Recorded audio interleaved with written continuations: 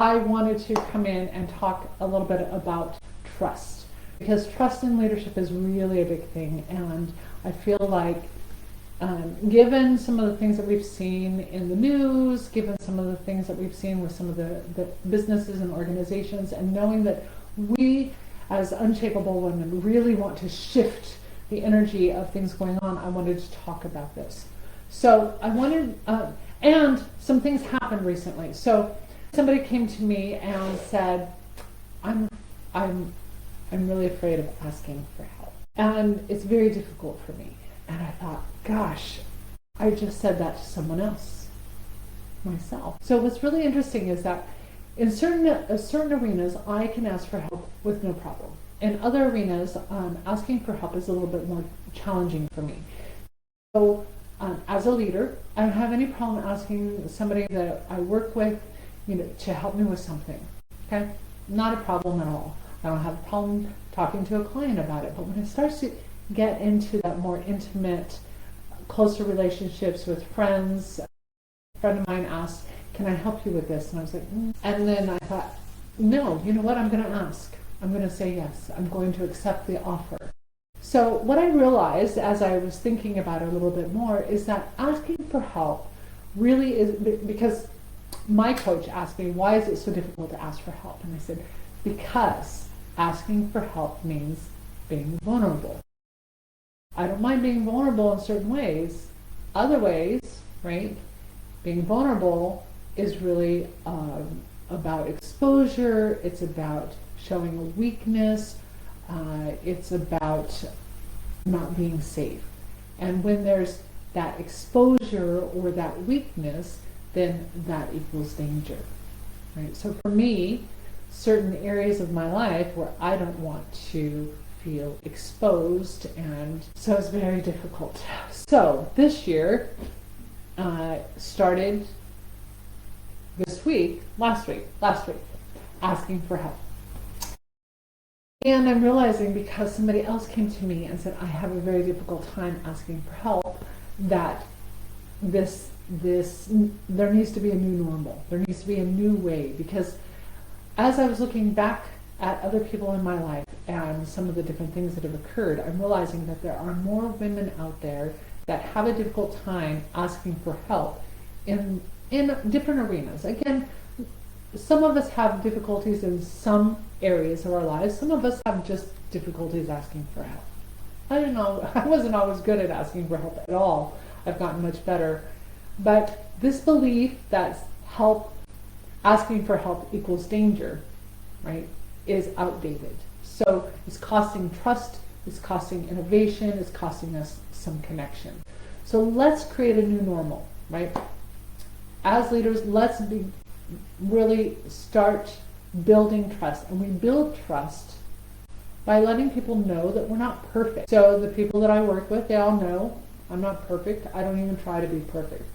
At home, I have a more difficult time. I carry all of these different, things in my life, and so I really always try to be more perfect at home, which is kind of weird for some people, but that's how it is for me, right? And I'm learning, let's just be real.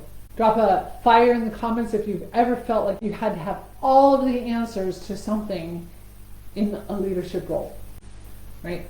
Been there, done that, played that game. Trust is not a soft skill. So I really, really want to make this clear. Trust is not a soft skill. It's a performance multiplier. Think about that, right? It's a performance multiplier. So if people trust us, they're more likely to put in more effort. They're more likely to follow you in different ways. So people don't follow titles. It creates trust, creates psychological safety, right? People feel safe. If they trust somebody, they feel safe. They feel like they can communicate more openly, more honestly. So if you're being open and honest about something, they're more likely to also be open and honest back with you. It leads to faster problem solving, less conflict.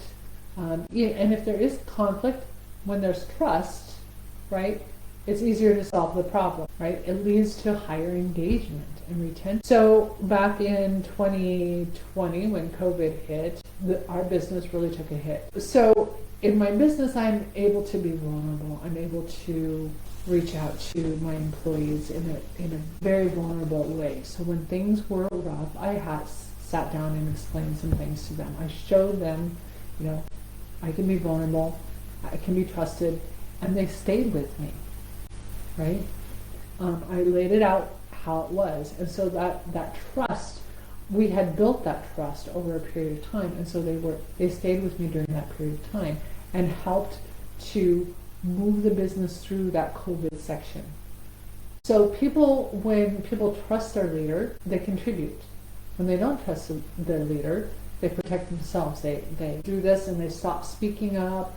They hide things. Innovation dies, right? So they stop trying to be creative with certain things. They stop communicating. Burnout happens. So there's a lot of different things that can happen when trust is missing. So we really want to focus on creating this trust. Trust doesn't come from control, right? It comes from connection with other people. It comes from that vulnerability that creates a bridge to being able to trust someone. And when we have that vulnerability, a certain level of vulnerability, which by the way is scary, I'm not going to lie, it's scary to be vulnerable, but when we allow that to happen, people trust. They know that you're being real. So we were told, I don't know about you guys, but okay, so for me, when I was growing up, there was an expectation that the person in charge would have all the answers. So at my house, my mother was the person in charge. She had to have all the answers, and she carried that. It wasn't so much that my dad felt like she had to have the answers. She was the person who had to have all the answers because that's how she was raised.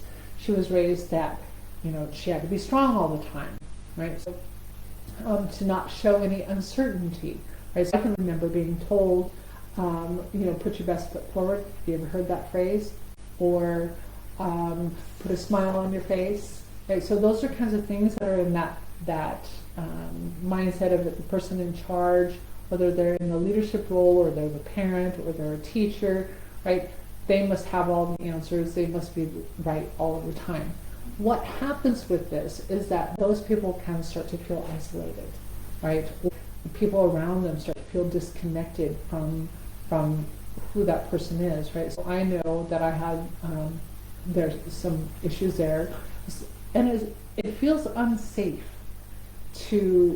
when you're around somebody who's like that. It feels unsafe when you have a human moment, right? Showing emotion, or there's some drama going on at home and you don't feel like you can talk about it at work because there's this mindset of you can't. If a leader shows that life happens, right? They show that they're a little bit of the human side. You don't have to show all of your dirty laundry, but certainly show that there are things that go on. People trust leaders who struggle with integrity, right? If you're in a leadership role and you have integrity while you're going through all of this stuff, people trust you more, right? Again, so when the business was having a really rough time, I had a very real conversation with people. I always showed up with integrity. I let them know this is what I'm doing, this is why I've done it. I allowed myself that uncertainty. I don't know if we're going to survive. I don't know what's going to happen tomorrow, but here we are, right? So it created this trust and this different kind of relationship with everyone. And that's really what feminine leadership is really about, right? It's not about, if I had gone through that period of the business with this, everything's fine, don't worry about it, we're going to get through this, or just not talk about it at all, I've worked for that person as well, then how would they have felt, right? There was a lot of uncertainty going on because the projects were being canceled or delayed. Right? People knew that things were happening. It was to be open and honest about things and showing up with integrity. There was a trust there. It's not about dominance either. So strength doesn't equal dominance. Dominance doesn't equal strength. I've worked with that person as well, that this is my way and only this way can happen. And I'm strong and I'm the right and I know all of the answers, and so you need to follow me. Okay, well that doesn't create trust either, because you don't always know, right? And if you can't say, well, gee, I made a mistake because they're always right, then there's no trust there. Again, strength instead equals being present, showing up with intuition, empathy, wisdom, right? So strength is really about tuning in to what is here in your body, tuning into what's going on, talking about it, being present with somebody. Here's an example of a situation where, because there was so much trust that had been built among the team members, one of my team members just kind of disappeared off the face of the earth. And it would have been easy to, and legally I could have fired this person. Instead, I reached out and said, hey, what's going on? Gave this person a call after hours, right? And this person picked up the phone, and as we were talking, he really shared with me everything that was going on. I knew, I could feel in my body that something was happening. That was the intuition. By calling and saying, hey, something's up, I was being present for him, right?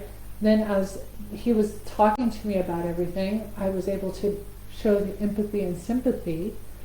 And in his case, because I knew him well at this point, right, the empathy and understanding how it was impacting him, because I have gone through maybe not the same kinds of situations, but those upheavals in life that he was going through.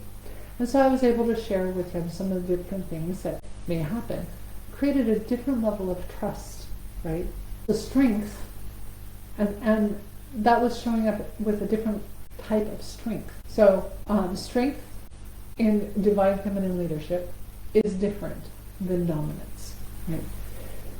And being vulnerable is not about an emotional dumping ground, right? You don't want to share like all of the dirty laundry. It's a conscious decision to be open.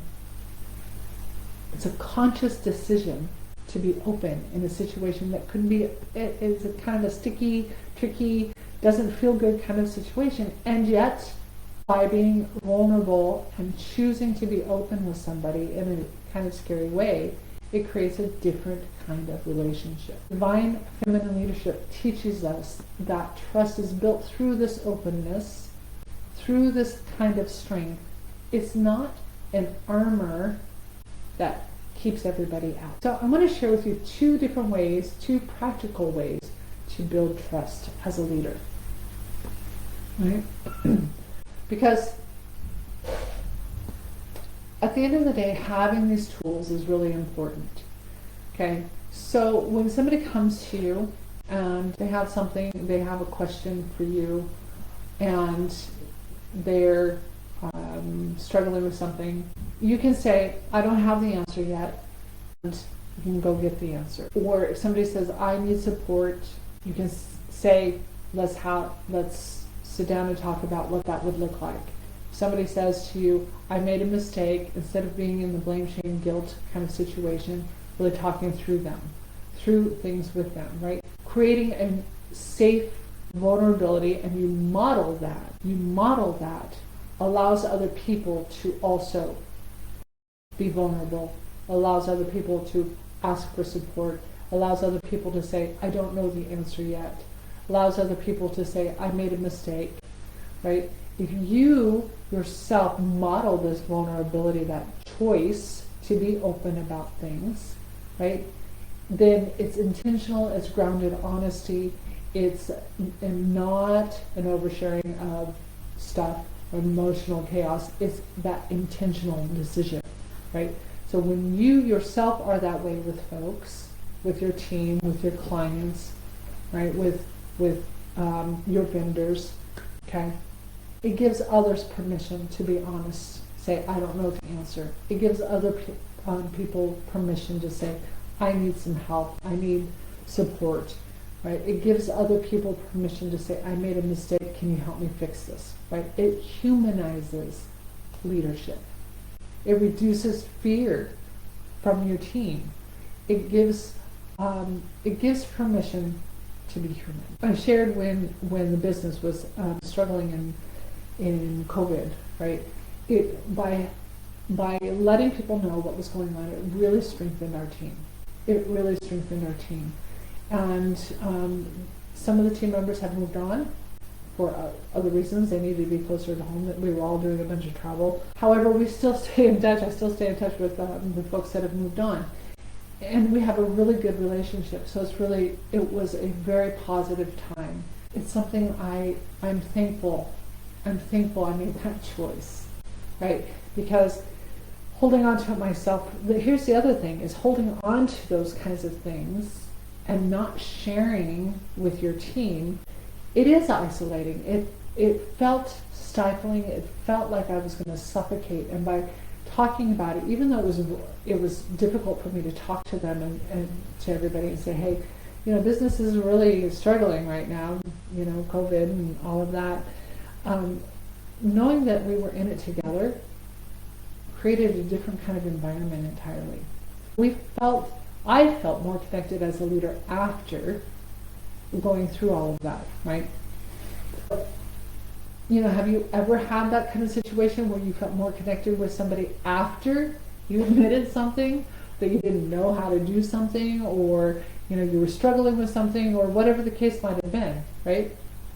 The second way is to normalize asking for help. Okay, so first thing is to normalize or model safe vulnerability, right? Model safe vulnerability. And the second thing is to normalize asking for help. And this is what I'm going to be honest with you, right? This is the one that I struggle with most, is to normalize that. Because again, as I mentioned at the very beginning, asking for help in certain arenas of my life are very challenging.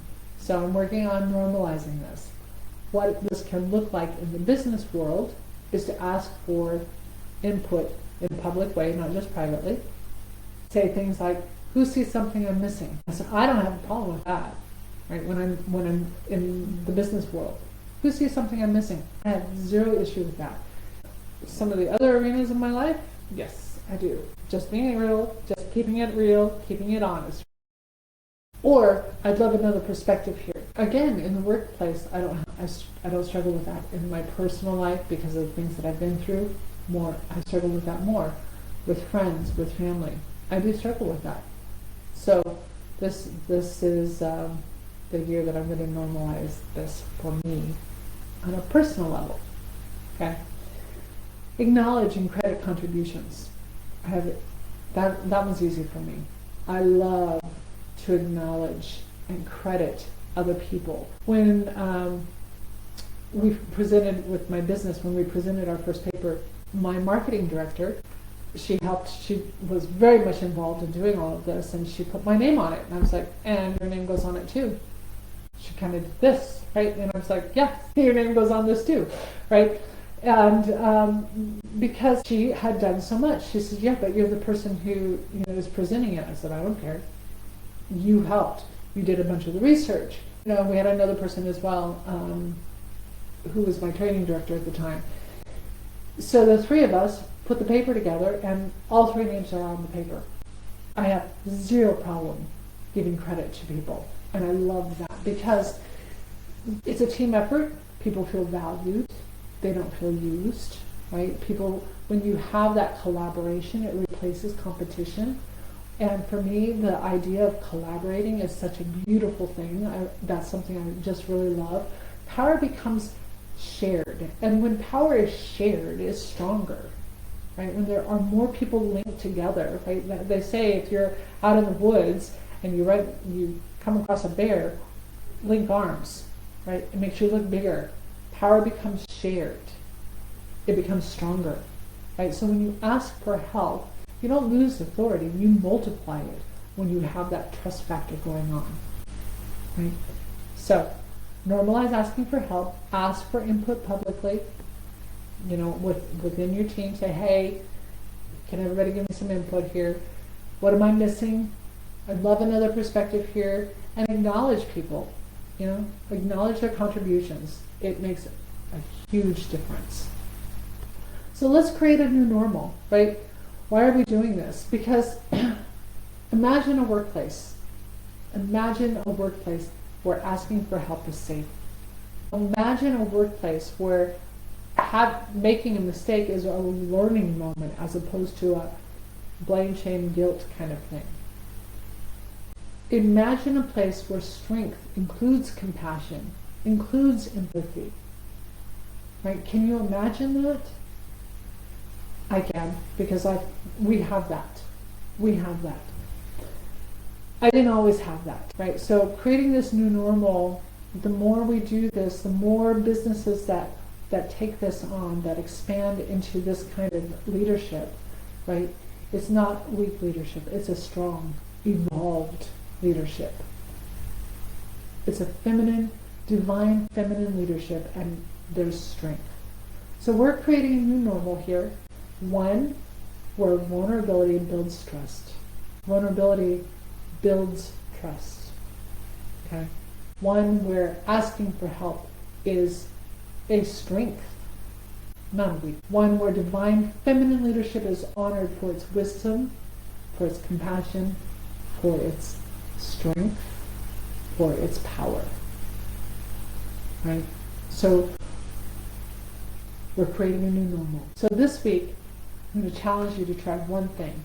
Ask for help once, one time, in an area where it makes you uncomfortable. Admit one thing that you're uncertain about, right? That you're not sure what, where, why, how, when, who, right? Admit one uncertainty. Or invite one collaboration. So in one thing, there are three options. Ask for help in an area that makes you uncomfortable, or admit an uncertainty, or invite a collaboration. So I'm going to end with this.